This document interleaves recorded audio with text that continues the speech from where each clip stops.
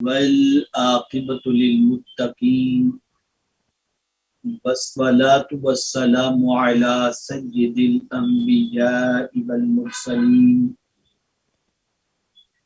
وعلی آلہ واصحابہ الطیبین الطاہرین اما بعد فاعوذ باللہ من الشیطان الرجیم بسم اللہ الرحمن الرحیم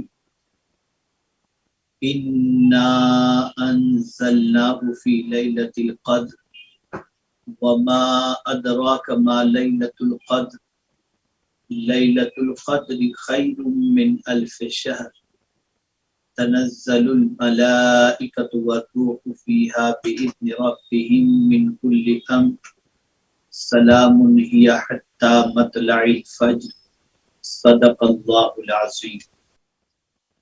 الصلاۃ والسلام علیک یا رسول اللہ، الصلاۃ والسلام علیک یا حبیب اللہ، الصلاۃ والسلام علیک یا نبی اللہ، الصلاۃ والسلام علیک یا نور اللہ وعلی آلک واصحابک یا حبیب اللہ صلی اللہ تعالی علیہ وآلہ وسلم۔ میرے پیارے آقا صلی اللہ تعالی علیہ وسلم کے پیارے دیواروں، بڑی تیزی کے ساتھ ماہ مقدس ماہ رمضان شریف داغ مفارقت جدائی کا داغ دینے کے لیے تیار ہے، اور آج 25 رمضان المبارک بخیر وعافیت بحسن خوبی، جن کو اللہ نے توانائی عطا فرمائی، طاقت عطا فرمائی، توفیق عطا فرمائی، ان خوش نصیبوں نے اللہ کی بندگی، اطاعت اور اس کے رسول صلی اللہ علیہ وسلم کی اطاعت کے ساتھ، ایمان و احتساب کے ساتھ روزے رکھتے ہوئے، تلاوت کرتے ہوئے، تراویح پڑھتے ہوئے اپنے ان مقدس ایام کو گزارنے کی کوشش کی۔ اللہ رب العزت جل جلالہ سب مومنین کی عبادت کو اپنی بارگاہ میں قبول فرمائے، اور باقی جو مقدس ایام موجود ہیں، مقدس راتیں جو موجود ہیں، اللہ تعالیٰ اس پہ صحیح معنوں میں بندگی کی توفیق نصیب۔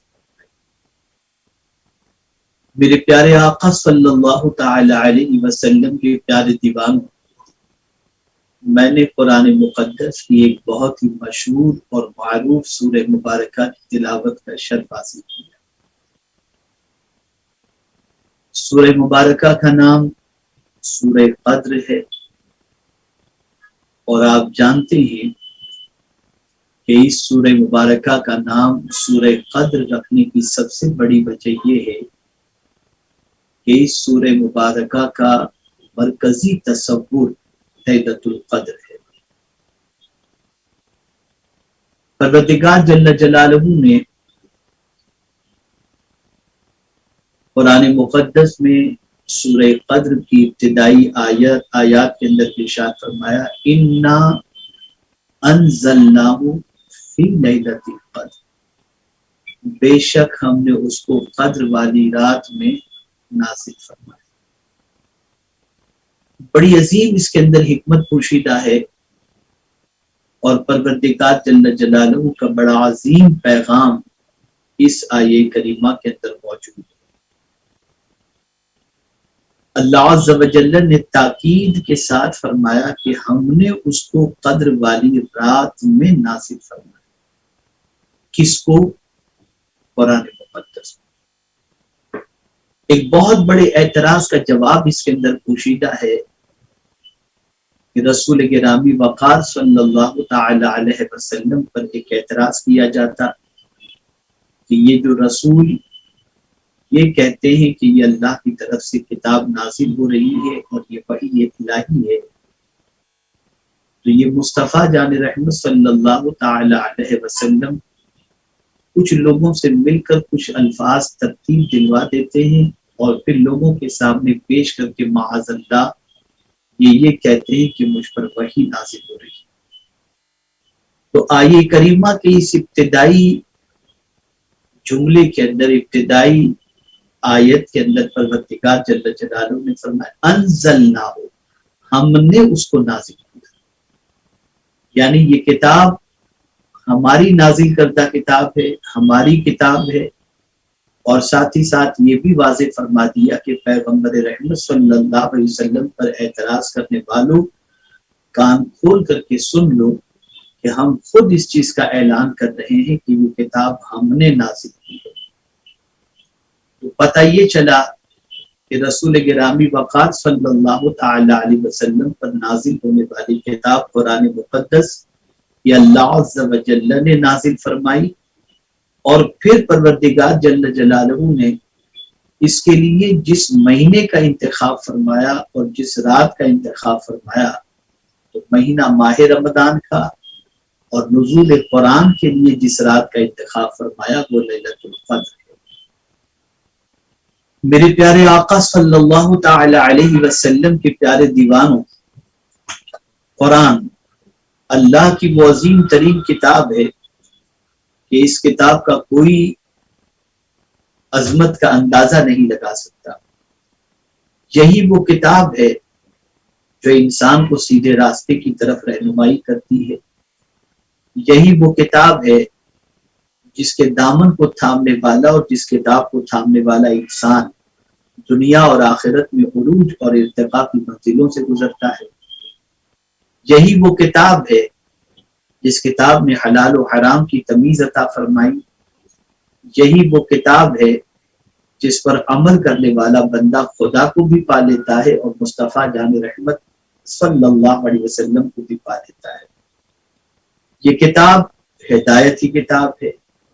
اس کتاب کے نزول کے کئی مقاصد ہیں۔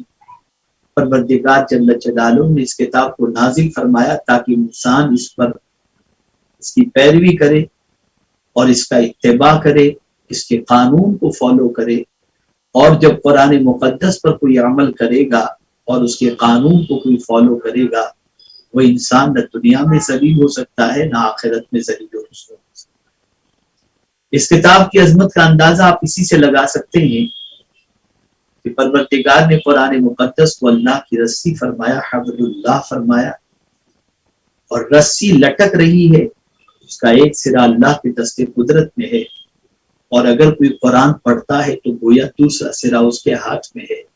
آقا کریم صلی اللہ علیہ وسلم کے ارشاد کا مفہوم ہے کہ اگر کوئی شخص قرآن کی تلاوت کرتا ہے تو اللہ تعالیٰ اس تلاوت کرنے والے کو گمراہی سے اور اس کو ہلاک ہونے سے بچا لیتا ہے۔ میرے پیارے آقا صلی اللہ تعالی علیہ وسلم کے پیارے دیوانوں، رات کی عظمت کا اندازہ اس سے لگائیں کہ ایسی عظمت والی کتاب کے لیے پروردگار نے جس رات کا انتخاب فرمایا وہ لیلۃ القدر، وہ شب قدر ہے۔ میرے پیارے آقا صلی اللہ تعالی علیہ وسلم کے پیارے دیوانوں، وہ کون سا علم ہے جو اللہ نے قرآن شریف کے اندر نہیں رکھا؟ وہ کون سی چیز ہے جو پروردگار نے قرآن میں نہیں رکھی؟ ولا رطب ولا یابس الا فی کتاب مبین۔ وہ کون سا راستہ ہے جو انسان تلاش کرنا چاہے اور قرآن سے اس کی رہنمائی نہ ہوتی ہو؟ اسی لیے مولا علی کرم اللہ تعالی وجہ کریم فرماتے ہیں کہ میرے خون کی رسی بھی گم جائے تو میں اسے قرآن سے تلاش کرتا ہوں۔ آپ اس سے اندازہ لگا سکتے ہیں، اگر عظمت قرآن پر گفتگو ہو تو آپ اندازہ لگائیں گے کہ اللہ عز و جل نے اس کتاب کو کتنی عظمت والی بنایا۔ تو اس کتاب کے لیے پروردگار نے جس گھڑی کا، جس رات کا، جس مہینے کا انتخاب فرمایا وہ کوئی اور مہینہ نہیں، کوئی اور رات نہیں، ماہ رمضان المبارک ہے اور لیلۃ القدر ہے۔ شہر رمضان الذی انزل فیہ القرآن، ماہ رمضان جس کے اندر اللہ نے قرآن کو نازل کیا، اور اسی طریقے سے پروردگار نے اس ماہ مبارک میں جس رات کا انتخاب کیا نزول قرآن کے لیے، اس رات کو لیلۃ القدر کہتے ہیں، قدر والی رات۔ میرے پیارے آقا صلی اللہ تعالی علیہ وسلم کے پیارے دیوانوں، علامہ قرطبی رحمت اللہ تعالی علیہ نے لیلۃ القدر کی وجہ بیان فرمائی کہ اس کو قدر والی رات کیوں کہا جاتا ہے۔ تو آپ ارشاد فرماتے ہیں کہ قدر و منزلت والی کتاب، قدر و منزلت والے رسول اور قدر و منزلت والی امت کے لیے نازل ہوئی. یعنی قرآن قدر و منزلت والی کتاب، جس رسول پر نازل ہوئی وہ رسول قدر و منزلت والے، اور جس امت کے لیے نازل ہوئی وہ امت بھی قدر و منزلت والی امت. اس لیے پروردگار جل جلالہ نے اس رات کا نام لیلۃ القدر رکھا. میرے پیارے آقا صلی اللہ تعالی علیہ وسلم کے پیارے دیوانوں، آپ ذرا اندازہ لگائیں کہ شب قدر کتنی عظمت والی ہے کہ اس رات کے اندر پروردگار جل جلالہ نے اپنی کتاب کو نازل فرمایا. اور میرے پیارے آقا صلی اللہ علیہ وسلم کے پیارے دیوانوں، قدر کے ایک معنی تنگ کے بھی ہوتے ہیں. جیسے پروردگار جل جلالہ نے قرآن مقدس میں فرمایا اللہ یبسط الرزق لمن یشاء ویقدر، اللہ جس کے لیے چاہتا ہے روزی تنگ کرتا ہے اور جس کے لیے چاہتا ہے روزی کشادہ کرتا ہے. تو قدر کے ایک معنی تنگ کے بھی ہوتے ہیں. تو صوفیاء کرام ارشاد فرماتے ہیں کہ چونکہ شب قدر میں آسمان سے اتنے فرشتوں کا زمین پر نزول ہوتا ہے کہ اس نزول کی وجہ سے فرشتوں کے زمین تنگ ہو جاتی ہے. اس لیے پروردگار جل جلالہ لیلۃ القدر کو لیلۃ القدر فرمایا کہ تنگ ہو جانے والی رات، یعنی فرشتوں کے لیے زمین تنگ ہو جاتی، اتنے فرشتے آسمان سے زمین کی طرف نازل ہوتے. میرے پیارے آقا صلی اللہ تعالی علیہ وسلم کے پیارے دیوانوں، یہاں سے یہ بات سمجھ میں آئی کہ اللہ رب العزت جل جلالہ نے اس رات کو کتنی عظمت والی بنایا. لیلۃ القدر کے حوالے سے آقا کریم صلی اللہ علیہ وسلم نے ارشاد فرمایا کہ لیلۃ القدر کو تلاش کرو رمضان کے آخری عشرے کی طاق راتوں میں، تحت رہو. رمضان کے آخری عشرے کی طاق راتوں میں قدر والی رات کو تلاش کرو. 21، 23، 25، 27، 29. میرے پیارے آقا صلی اللہ علیہ وسلم کے پیارے دیوانوں، کسی ایک رات کا تذکرہ نہیں فرمایا. رسول اعظم صلی اللہ تعالی علیہ وسلم نے تعین نہیں فرمایا اور 5 طاق راتوں کا تذکرہ فرما کر اس میں تلاش کرنے کا حکم دیا. وجہ یہ ہے تاکہ کم از کم تلاش کی وجہ سے بندہ مومن ان راتوں کو اللہ کی بندگی میں گزارے، اللہ کے ذکر میں گزارے، اللہ کے رسول صلی اللہ علیہ وسلم پر درود و سلام پیش کرنے میں گزارے، اور ساتھ ہی ساتھ تلاوت قرآن مقدس کے اندر گزارے، تاکہ یہ زیادہ سے زیادہ راتیں اللہ کی بندگی کے اندر گزر جائیں اور قدر والی رات کی تلاش میں گزر جائیں، تاکہ اللہ تعالیٰ ان راتوں کو عبادت و ریاضت کا، ان راتوں میں عبادت و ریاضت کرنے کی توفیق کا ثواب اللہ عبادت و ریاضت کرنے والے کو عطا فرمائے. میرے پیارے آقا صلی اللہ تعالی علیہ وسلم کے پیارے دیوانوں، بڑی پیاری بات مفسرین فرماتے ہیں کہ لیلۃ القدر کو چھپانے کی وجہ کیا ہے. تو یہاں فرمایا گیا جو قدر والی چیز ہوتی ہے، عظمت والی چیز ہوتی ہے، اسے چھپایا جاتا ہے. سونا آدمی راستے میں بازار میں پھینک نہیں دیتا، چھپا کے رکھتا ہے. پیسہ آدمی چھپا کے رکھتا ہے، راستے میں پھینک نہیں دیتا، محفوظ مقام پر رکھتا ہے. جتنی بھی قدر والی چیزیں ہوتی ہیں اسے انسان پھینک نہیں دیتا، چھپا کے رکھتا ہے، ظاہر نہیں کرتا، چھپا کر کے رکھتا ہے. عورت بھی قدر اور عظمت والی چیز ہے، مخلوق ہے، اس لیے اسے بھی چھپانے کا اللہ تعالیٰ نے حکم عطا فرمایا. جتنی بھی قدر و عظمت والی چیزیں ہیں اسے پروردگار جل جلالہ نے چھپانے کا حکم دیا، چھپایا. اسی طریقے سے قدر والی رات کو بھی چھپایا تاکہ تمہارے اندر جستجو پیدا ہو، تمہارے اندر تڑپ پیدا ہو، تمہارے اندر جذبہ پیدا ہو اور تم اس کو تلاش کرنے کی کوشش کرو. میرے پیارے آقا صلی اللہ تعالی علیہ وسلم کے پیارے دیوانوں تو فرمایا بے شک ہم نے اس کو قدر والی رات میں نازل فرمایا. یہی ایک آیت کریمہ اگر انسان اس کو سمجھ لے تو میں سمجھتا ہوں کوئی بھی طاق رات ماہ رمضان کی آخری عشرے کی وہ غفلت میں نہیں گزارے گا.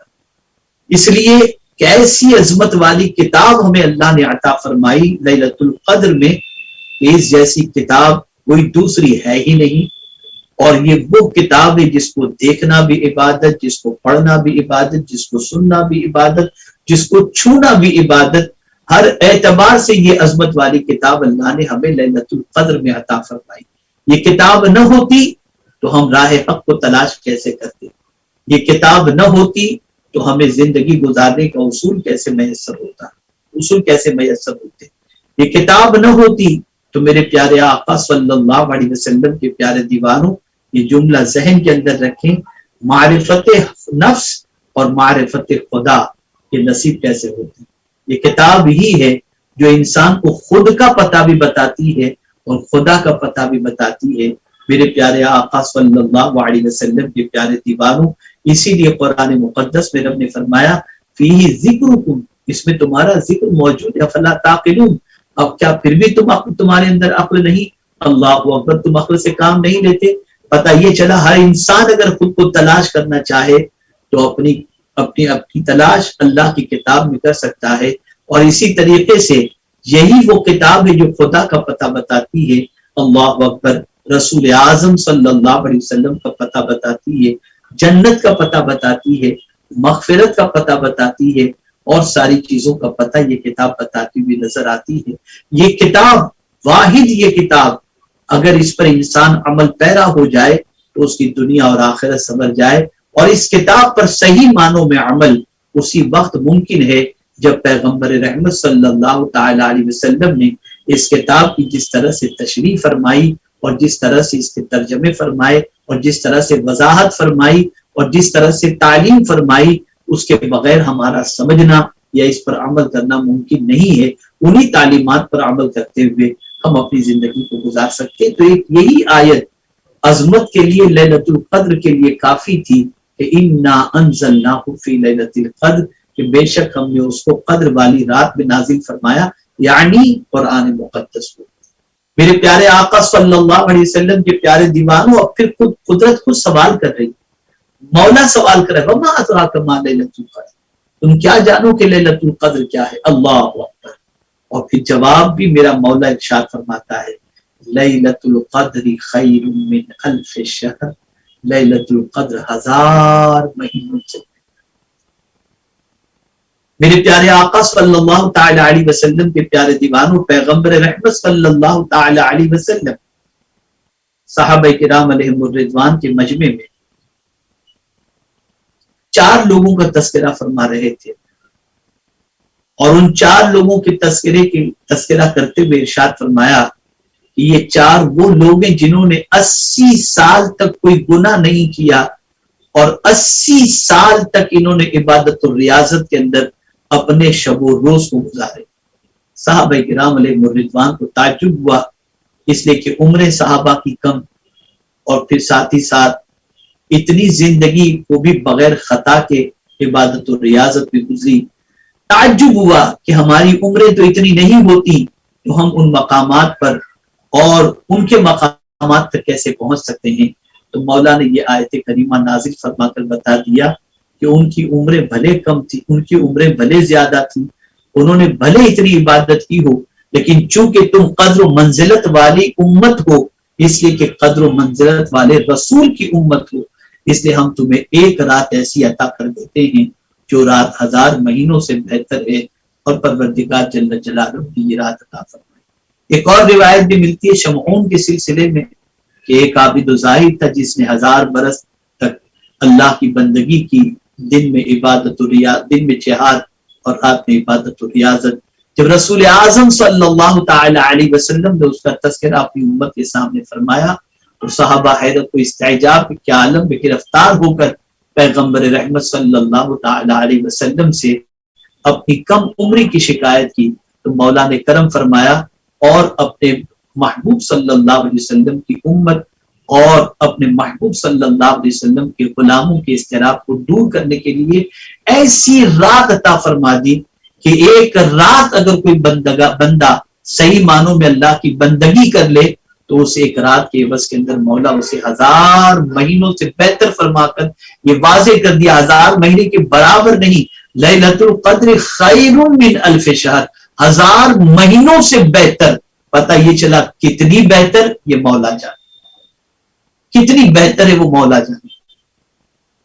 تو اے رسول اعظم صلی اللہ تعالی علیہ وسلم کے دیوانوں، ہمیں بہت ساری نعمتیں اس طرح سے بھی ملی ہیں کہ صحابہ سوال کرتے، مولا صحابہ کے سوال پر کرم کی نظر فرما کر ہمارے اوپر احسان فرما دیتا، اور صحابہ کے سوال کی وجہ سے ہمارے لیے بہت سارے سامان نجات اور سامان مغفرت اور عبادت و ریاضت کے ثواب کا ذخیرہ ہمیں نصیب ہو جاتا. مثال کے طور پر حضرت ثوبان رضی اللہ المولا تبارک و تعالی عنہ بے چین و بے قرار تھے، چہرہ اترا ہوا تھا، افسردہ تھے، غمگین تھے.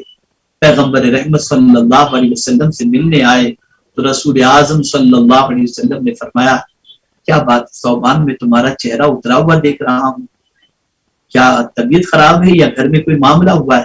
عرض کرتے ہیں یا رسول اللہ صلی اللہ تعالی علیہ وسلم، نہ طبیعت خراب ہے اور نہ گھر میں کوئی معاملہ ہوا ہے، بس ایک تصور نے مجھے غمگین کر دیا، اور وہ تصور یہ ہے کہ یہاں جب آپ کے رخ زیبا کی زیارت نہیں کرتے تو بے چین ہو جاتے ہیں.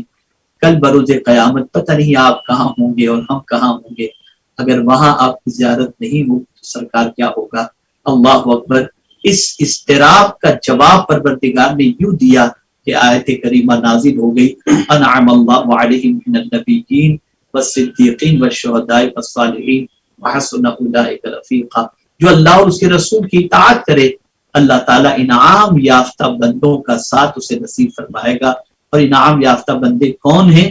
فاولئک مع الذین انعم اللہ علیہم، پروردگار نے فرمایا من النبیین والصدیقین والشہداء والصالحین وحسن اولئک رفیقا. میرے پیارے آقا صلی اللہ تعالی علیہ وسلم کے پیارے دیوانوں، ہر غلام چاہتا ہے رحمت عالم نور مجسم صلی اللہ علیہ وسلم کا ساتھ کل بروز قیامت نصیب ہو، قرب نصیب ہو. تو پیغمبر رحمت صلی اللہ علیہ وسلم نے ارشاد فرمایا کہ جو شخص کثرت سے مجھ پر درود پڑے قیامت میں وہ مجھ سے قریب ہوگا. آپ اندازہ لگائیں صحابہ کرام علیہم الرضوان کی فکر ہمیشہ یہی رہتی تھی کہ رحمت عالم صلی اللہ علیہ وسلم کا قرب نصیب ہو، اور عبادت و ریاضت کے اندر صحابہ ایک دوسرے سے آگے نکل جائیں. صحابہ کے اندر جو کمپٹیشن ہوتا تھا وہ مال کے سلسلے میں نہیں، اور مال کے سلسلے میں ہوتا بھی تھا تو مال خیرات کے سلسلے میں ہوتا تھا کہ مال اللہ کی راہ میں لٹانے میں ہم سب سے آگے نکل جائیں. آپ تاریخ اٹھا کر کے دیکھیں صحابہ کرام کی، جب یہ فکر تھی کہ نیکی کے معاملے میں آگے نکل جائیں، جب یہ فکر تھی ثواب کے معاملے میں آگے نکل جائیں، جب یہ فکر تھی عبادت و ریاضت کے معاملے میں آگے نکل جائیں، جب یہ فکر تھی کہ خیر کے کاموں میں دنیا سے آگے نکل جائیں، تو دنیا پیچھے تھی وہ آگے تھے.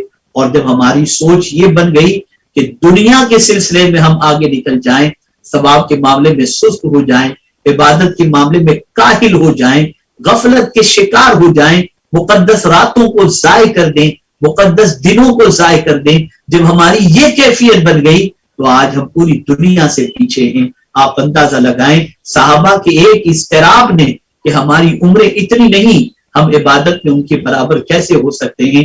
میرے مولا نے ان کے اخلاص پر آیت کریمہ نازل فرما دی کہ میرے محبوب کے امتیوں غم نہ کرو، لیلۃ القدر خیر من الف شہر، ایک رات قدر والی رات 1000 مہینوں سے بہتر ہے. پتہ چلا جب اضطراب سچا ہو تو کرم کی بارشیں نازل ہوتی ہیں. تو میرے پیارے آقا صلی اللہ تعالی علیہ وسلم کے پیارے دیوانوں، آپ اندازہ لگائیں رب قدیر جل جلالہ نے لیلۃ القدر ہمیں عطا فرمائی. اللہ اکبر. خود پیغمبر رحمت صلی اللہ علیہ وسلم کا معمول کیا تھا؟ تو رحمت عالم صلی اللہ علیہ وسلم اعتکاف میں بیٹھا کرتے اور سب سے تعلق توڑ کر اپنے رب سے تعلق کو ایسا جوڑ لیتے کہ اللہ اکبر. میرے پیارے آقا صلی اللہ علیہ وسلم کے پیارے دیوانوں خود بھی شب بیداری کرتے اور اپنے اہل و عیال کو بھی ماہ رمضان کے آخری عشرے کے اندر عبادت و ریاضت کے لیے کمر کسی کا حکم عطا فرماتے تھے.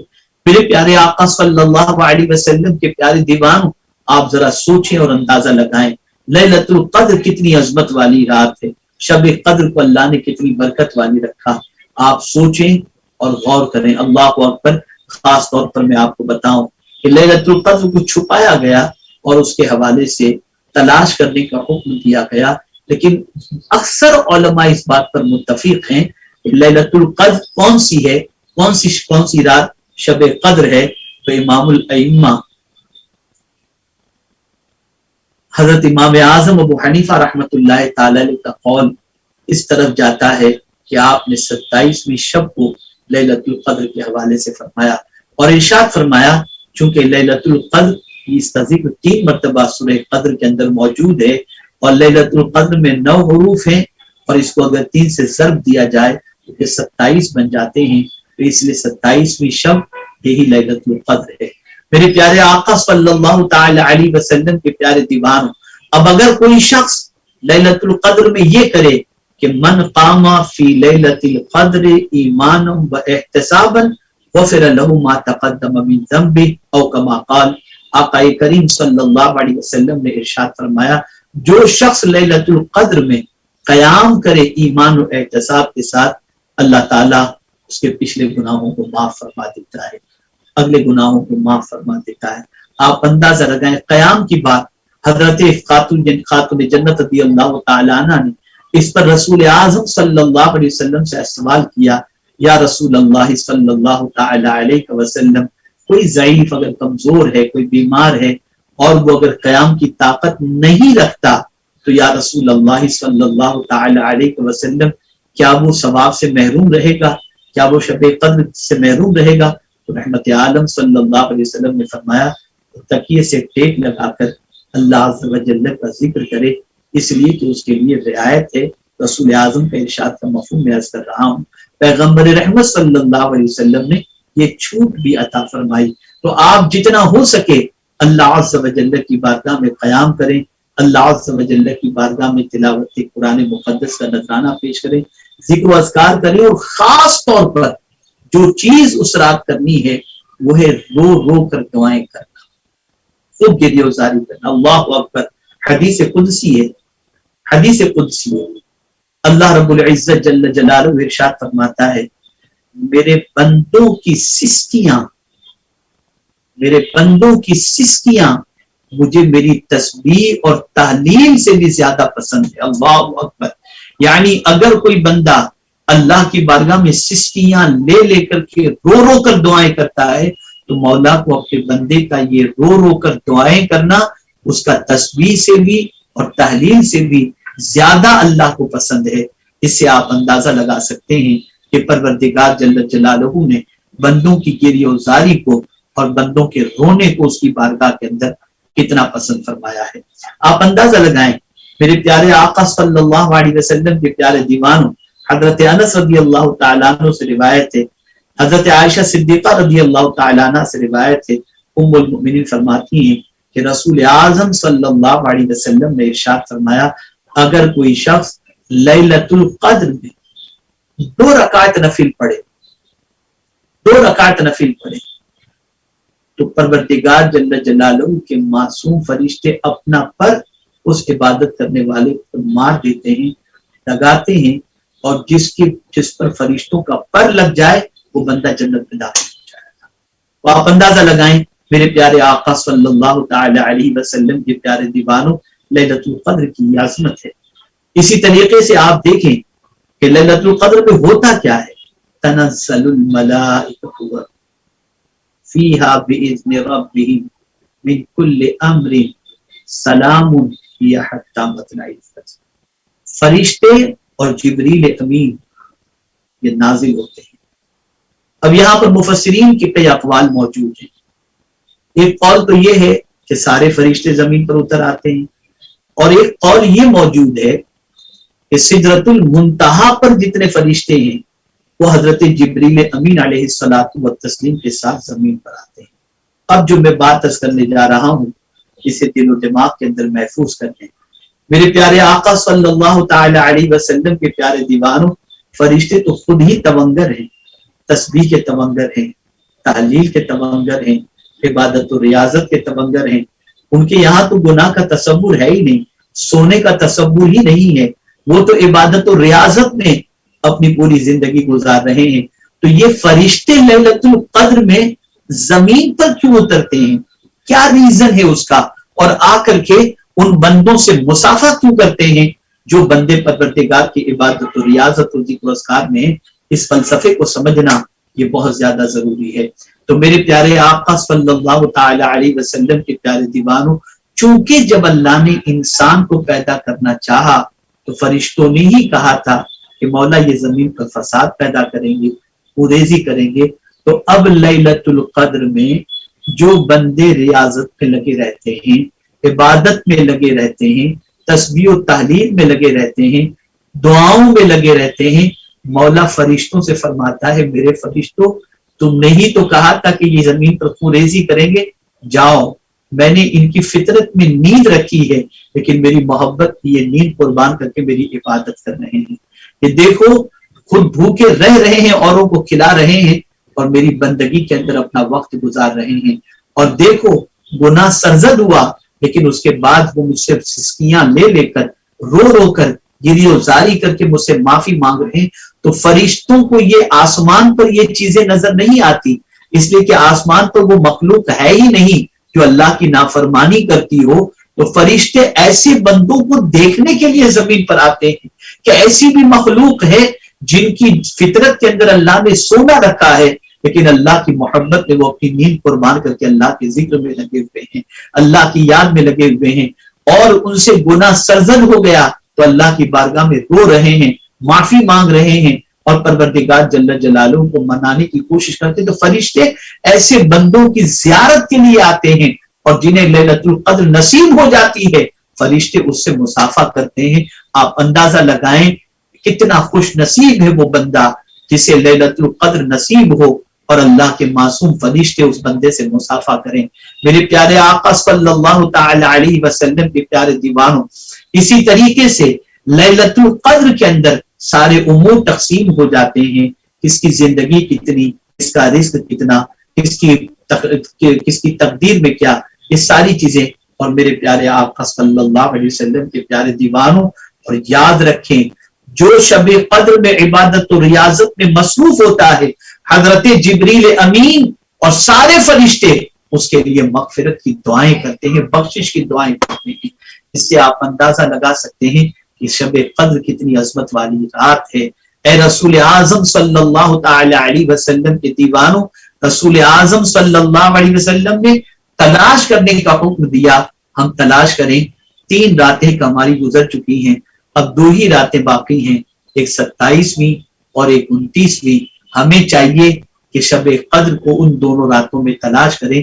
زیادہ تر علماء 27 کی طرف گئے ہیں تو ہم 27 کو جی بھر کر کے عبادت کریں اور سرکار کے فرمان پر عمل کرتے ہوئے 29 کو بھی جاگ کر عبادت اور ریاضت میں اپنے لمحات کو گزارنے کی کوشش کریں۔ کاش ہمیں شب قدر نصیب ہو جائے۔ شب قدر کی علامت کیا ہے؟ تو ایک علامت یہ بھی فرمائی گئی کہ شب قدر جو ہوتی ہے اس کے بعد والے دن جو سورج طلوع ہوتا ہے اس میں تپش نہیں ہوتی، اس کے نکلنے کا معاملہ بالکل ٹھنڈا ہوتا ہے اور اس کے اندر وہ حرارت نہیں ہوتی، وہ تمازت نہیں ہوتی۔ اللہ اکبر۔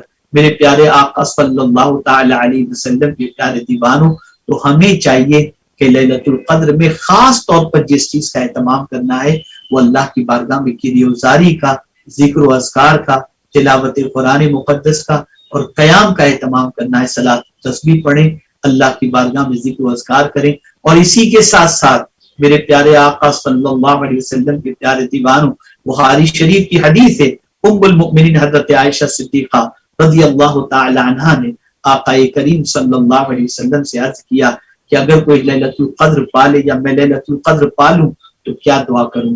تو میرے آقا صلی اللہ علیہ وسلم نے فرمایا یہ دعا کرو، اللہم انک عفو تحب العفو فاعف عنی۔ اور ایک مقام پر پیغمبر رحمت صلی اللہ تعالی علیہ وسلم نے ارشاد فرمایا اس کے علاوہ کچھ نہ مانگو، کیا؟ اللہم انی اسألک العفو والعافیہ والمعافات الدائمۃ فی الدین والدنیا والآخرہ۔ یہ ایسی جامع دعا ہے کہ اس کے اندر دنیا میں بھی عافیت اور آخرت میں بھی عافیت۔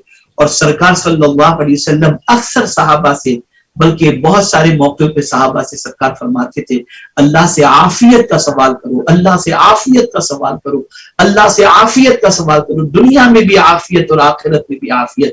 اور خود رسول اعظم صلی اللہ علیہ وسلم بھی اللہ کی بارگاہ میں عافیت کا سوال کرتے، اور ربنا آتنا فی الدنیا حسنہ وفی الآخرۃ حسنہ وقنا عذاب النار، یہ دنیا میں بھی جو حسنہ اور آخرت میں بھی جو حسنہ کے حوالے سے دعا ہے، اس کے حوالے سے مفسرین میں سے بعض مفسرین فرماتے ہیں کہ عافیت مراد ہے کہ اللہ دنیا میں بھی عافیت عطا فرما، آخرت میں بھی عافیت عطا فرما۔ اللہ ہم سب کو دنیا میں بھی عافیت کے ساتھ رکھے اور آخرت میں بھی عافیت کے ساتھ رکھے۔ میں آپ کا وقت زیادہ نہ لیتے ہوئے صرف اتنا عرض کروں گا کہ اب 2 راتیں باقی رہ گئی ہیں، اسے عبادت و ریاضت کے اندر زندہ کرو۔ فرشتے آتے ہیں دیکھنے کے لیے، زیارت کے لیے آتے ہیں، ان بندوں کی جو بندے اللہ کی بارگاہ میں سسکیاں لے لے کر کے روتے ہیں، اور مولا کو بندے کا لیلۃ القدر میں رونا خاص تخصیص کے ساتھ نہیں فرمایا گیا، لیکن یہ ضرور حدیث قدسی کے اندر ہے کہ اللہ عز و جل کو بندوں کا رونا، سسکیاں لے کر کے رونا، یہ اس کی تسبیح و تحلیل سے زیادہ پسند ہے۔ ہم اپنے رب کی بارگاہ میں گریہ وزاری کرتے ہوئے، معافی مانگتے ہوئے، عافیت طلب کرتے ہوئے لیلۃ القدر کو گزاریں، بلکہ باقی جتنی راتیں ہیں اسے بھی عبادت و ریاضت میں گزار کر اللہ کو راضی کرنے کی کوشش کریں۔